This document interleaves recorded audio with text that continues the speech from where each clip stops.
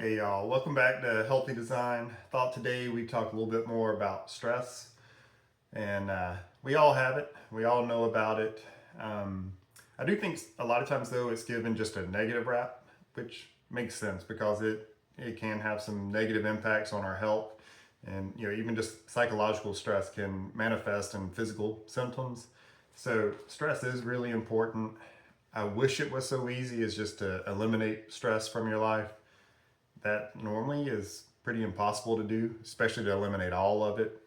I kind of joke around sometimes, say like, if you know you've just made some bad decisions, and then yes, don't make those same bad decisions. That way you can eliminate that stress at least. But there's going to be a lot of stress in our life that we just have no control over. And so it's not about eliminating things, but it's about getting our body to manage it better and handle things better. I think this kind of brings us to a point. A lot of people will talk about, either being resilient or being robust. Those things are good, but I think there's something better. So the way I kind of see it is robust kind of means you're strong, and so anything that kind of hits you, it bounces off basically. Resilient, something might hit you and you may give a little bit, but then you're able to bounce back to where you were. What I would like to be is anti-fragile. And to me, what that means is that you can take whatever hit is delivered. You might kind of give a little bit to it, but then when you come back even stronger, better, faster, bigger, whatever it is. And so, a good example of that is lifting weights. You do that, your body does take a hit. You actually break down some muscle fibers only to build it up, bigger and stronger than it was before. So I think that's what we really all want. We don't want to just necessarily bounce back to where we were, just be able to resist things. We want to actually get better and better, at least to the best of our ability. So, stress, we've got different theories, I guess. Hans Selye did a lot of work, general adaptation syndrome. This is quoted a lot and used a lot to explain exercise and the benefits you get from lifting weights. There's been some evolutions from that sense, so allostatic load and different things along those lines. Basically, just kind of that total load. So your body just knows stress. It doesn't know good stress versus bad stress.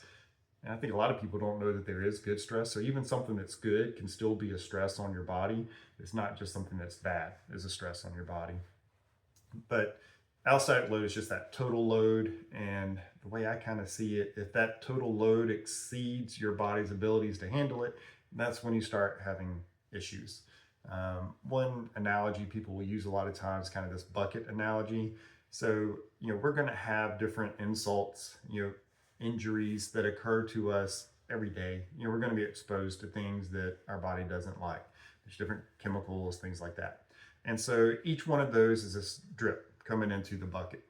And so everything's fine initially because the bucket's empty. So a drop comes in, you don't notice it.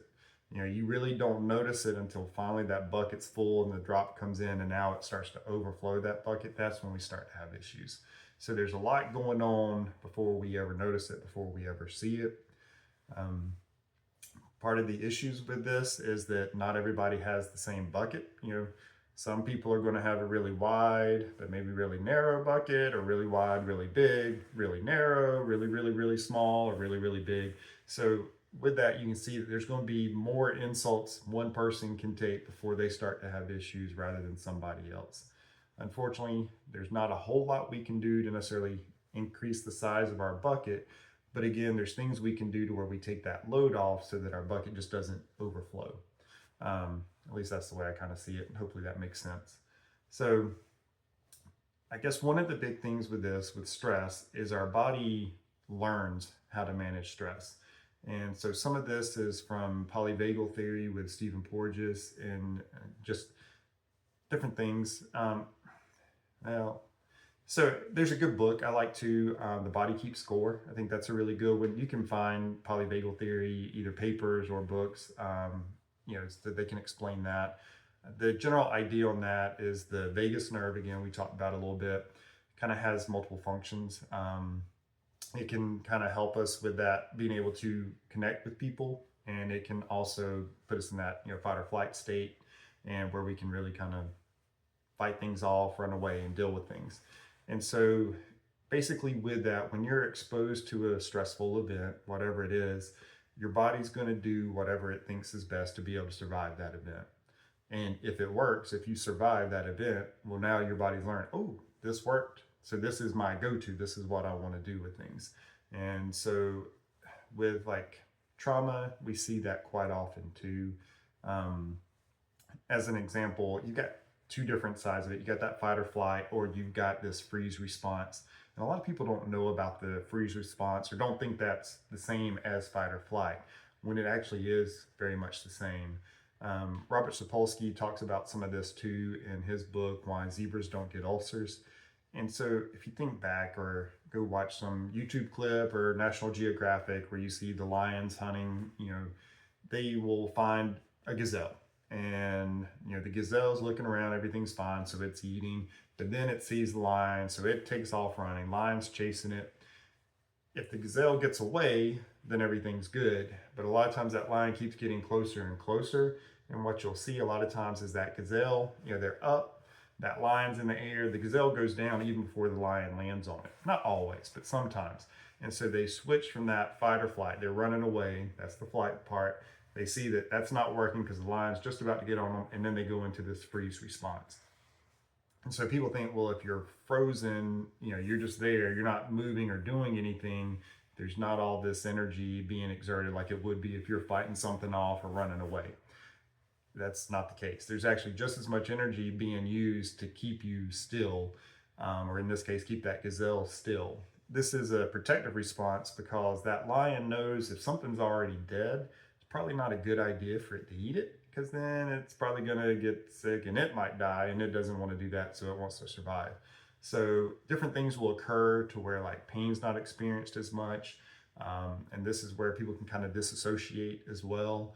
And that makes sense when you've got something bigger, stronger attacking you that you can't fight off. Freeze is the only appropriate response in that case. And so then again, your body kind of learns that so it can respond to that later. But continuing that story with the gazelle, if it works and it kind of fools the lion might paw at it, might bite it a little bit, but then it's going to just walk away. Once it gets far enough away, that gazelle is going to get up, shake, and then take off running. And so what animals are better at doing than we are is they're better at completing that stress cycle. Humans, sometimes we get stuck in it. We never kind of complete that cycle and get out of it. And so if we can do that, that's going to make a big difference. And I mean, that's part of the healing cycle, the cell danger response that we'll talk about later on and stuff too. So that kind of gives you a little bit of background on the stress response. And again, kind of how the brain works, how we learn, is that it had that event and it learned, okay, this specific response was effective. So the next time something like that event occurs, I'm going to do that same thing again because that should be effective. And so most of the time it is. And so our brain, it just gets reinforced and reinforced and reinforced. And so then it's much more likely our brain's going to respond that way. Luckily, we can change that because again, it's kind of an anticipated result. So if we can change things up a little bit, we start to give some information to the brain that there's a different way. And hopefully, if you're stuck in something, hopefully it'll be a better way to respond. And this plays a role in chronic pain, chronic fatigue, different things as well. And again, that cell danger response. So what I want you to know from that is just that even if you do feel kind of stuck and you respond this one way, there are ways to get out of it. Definitely counseling can be a really good thing. There's different supplements that might help out just to give your body a little bit more reserves to be able to handle stress. And then just changing perspective a lot of times can make a big difference. Again, let's take a real easy example to see where like changing your perspective can make a big difference. One thing people, or a lot of people, hate to do is public speaking. If they've got to either go give a speech or you're an athlete and you've got a game, you get butterflies. Everybody's had that experience where they have butterflies in their belly and they're nervous, and people are like, oh, I shouldn't feel that way. I should just be confident and not matter. That's actually not necessarily the case. What that is that stress response kicking in. So it's that fight or flight going. And with that, we get changes where our blood pressure goes up, our heart rate goes up. All those things are done because it helps to mobilize resources so you get more blood flow. That way you can get more nutrients different places so that you can lift heavier, run faster, whatever it is you need to do when it comes to either sports or giving that speech. Those things are actually mobilizing too so that you can actually perform well. So instead of thinking like, oh, I feel nervous and I'm scared and I shouldn't feel this way, that's abnormal, think, oh, okay, let's change that. Let's say, okay, now I know my body's just getting ready for me to go out there and do a great job, and this is exactly what should be happening. So if we kind of can do that, now we've taken something that's been this negative input to our brain and made it positive. We didn't lie about it. We didn't say like, oh, I'm not nervous at all. No, I'm nervous, but this is a good thing. It's my body kicking up to help me do what I want to do and do it well. So that perspective change can make a big difference on things. And then instead of our brain being or deeming that as a threat, now it's deemed as something positive. Nervous system kind of unwind, settle down a little bit, and then it's a lot easier to complete that stress cycle, easier to move on, not to have that kind of build up in our body. Um, that's probably a good bit about stress. I'm not sure exactly what else I want to discuss today. One thing, I guess, supplement wise, that I did mention, one thing I do like is adaptogenic herbs. These are kind of, again, a broad base spectrum that they cover. And I like how they work with things because they, if like cortisol is a little bit low, that's one of the stress hormones that's released. It can help bring it up. If cortisol is a little bit too high, it can help bring them down. So I like that they just kind of work to bring it back to kind of a more normal level. I do know one thing I want to talk about. I'll take that back. There's a term that's been around for years that I don't like, adrenal fatigue. Adrenal fatigue does not exist. It's not a real thing. The symptoms of it are real by far. They are real. So I'm not trying to say anyone who says they have adrenal fatigue does not have issues, does not have symptoms. They do. A better definition would be HPA, axis dysfunction, so hypothalamic pituitary adrenal axis dysfunction. That's kind of the system for our stress response. So hypothalamus, pituitary in the brain, that'll send information down to the adrenals to release cortisol if needed. And then there's feedback mechanisms to where hopefully once that's not needed anymore, then the brain stops sending that signal and the adrenals don't then keep producing things. Why I don't like adrenal fatigue is, again, I think we have to be careful with the words we use. Too often we're not specific enough with our words. And so a lot of the discussions, arguments, debates I'll see between health practitioners or exercise physiologists or sports trainers or whoever is they're not exactly talking about the same thing. They may be using the same words. So let's take a weightlifting example. People may be arguing about volume, but they've got different definitions of volume. Some people define volume as the total tonnage lifted. So it's the amount of weight you lifted multiplied by the number of reps, multiplied by the number of sets, and that's the total volume. Other people are just looking at the number of sets you do. So they might both be talking about volume, but really be talking about different things, coming at it from that different perspective, and then they're totally disagreeing. Whereas if they were both talking about sets, they actually might agree a whole lot more than disagree. Or if they're talking about total tonnage, again, might agree a whole lot more than they disagree. So our words can have a lot of meaning. And as we kind of talked about a little bit earlier, I alluded to, is that certain things can be deemed a threat by the brain. So if we have more negative words, then that's much more likely to be deemed a threat. And then the brain's going to try to protect us in one way.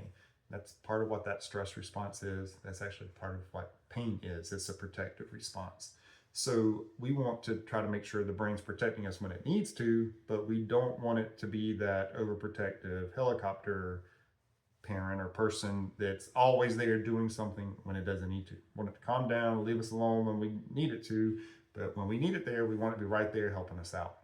So my issue with adrenal fatigue, the message that implies is that you have this organ, this gland, that's not working now, and it's a problem. And so it's just gotten so overwhelmed and so tired that it just can't function the way it needs to.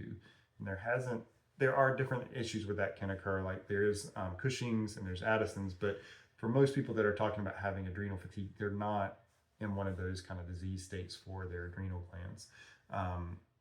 They're just either, well, my other issue with it is it'll be used to explain people who have high cortisol and who have low cortisol. So again, if what you're saying on that theory is that the adrenals have come so fatigued they can't put out cortisol, but yet you have some people that their levels are too high. It just doesn't make sense. But again, if we have that HPA axis dysfunction, maybe it is keeping those cortisol levels up when it shouldn't, or maybe it's not sending that signal to bring them up when it should. And so that definitely makes a lot more sense. That seems to be what the research suggests too. So again, I don't like the term adrenal fatigue. I think it kind of puts a fear state in things, and I don't think we want fear. I think that's going to get our nervous system more tense and on guard, and then that's going to lead to a lot of other issues. When we talk about pain and cell danger response, we'll go into why that occurs even more so, because there are actually physiological changes that can occur on our nerves based on that information coming in. So it's kind of crazy how all that works out. But just know, if you do have those issues, there is ways to deal with it. So if cortisol levels are too high, there are ways to bring it down. Cortisol levels are too low, there's ways to bring it up. That's by far not the only thing involved in stress, but again, trying to keep this fairly simple. But just remember, try to put a positive spin on things. Don't lie about it. Your brain's going to know if you're lying, but just try to be honest about things and put a positive spin on it. Try to find better ways to manage things. Meditation can help out. Breath work can help out. Again, via that vagus nerve. I've seen it using HeartMath. You have a little sensor either on somebody's finger or their ear, and it gives you heart rate and it gives you heart rate variability. And just by slowing someone's breath down to where they're taking 5-6 seconds to breathe in, 5-6 seconds to breathe out, what you normally see when you first start is that they're just kind of all over this way. So our pulse doesn't just stay the same. It's not this monotonous beat. There's actually slight changes, so milliseconds. So you're not just, if you're 60 heartbeats a sec or a minute, it's not actually one every single second. It's going to be a little bit longer, a little bit less, and kind of vary in between. We want that variability. That's where heart rate variability comes from. We don't want it to be monotonous. That's actually not a sign of heart health. So what you see is that normally that heart rate variability, so kind of let's say it's going from like 72 to 68, it's all over the place, and when they're first breathing. So I'll let them breathe that way for like a minute, just so you get a nice little chart that is showing you, in this case on the HeartMath. And then we'll slow down their breathing where it's 5 to 6 seconds to breathe in, 5-6 seconds to breathe out. Then what you start to see is now that heart rate variability is actually improving. So again, let's say they were at 72 to 68. Now they might actually have lowered their heart rate some, so it's like 70 to 60. And then we start to get more of a sinusoidal curve instead of these jagged points. And then HeartMath, what they do is kind of, one technique is heart focused breathing. So I'll go ahead and explain that. Basically, you're keeping that slow breath, but now you envision that you're breathing with your heart. So it's in the sense that, like, when you breathe in, all the breath goes to your heart, and when you breathe out, all the breath comes out from your heart. And there you see normally an even bigger curve. And so now it's a real nice sinusoidal pattern, and they term that coherence. And this can happen within a minute of each thing. So I'll do like a minute normal breathing, minute slow breathing, minute heart focused breathing, and you see that big change. And so that's something you can use to kind of help, when you're in that stressful moment. I do think meditation can be helpful for a lot of people too. I guess the way I kind of view it is the breath work is a little bit more of an immediate fix, or immediate help benefit. The meditation is more of a long-term fix. It's not something, or benefit, it's not something you necessarily notice as soon as you do it. But I think as you do that over time, you'll just notice that the way that you respond to stress is different. Whereas that heart focused breathing, the breath work can make a big difference when you've already reacted to the stress. So that's one little tip for you guys. Hopefully that's helpful. HeartMath and other places, they've done some research too and shown there's actually more nerves like going from the heart to the brain than vice versa. And so, again, got vagus nerve as well that goes from our brain to our heart. So there's that physical connection there. And that breath work just seems to stimulate the vagus nerve to where it switches us again from that sympathetic fight and flight state or freeze to a parasympathetic rest and digest state.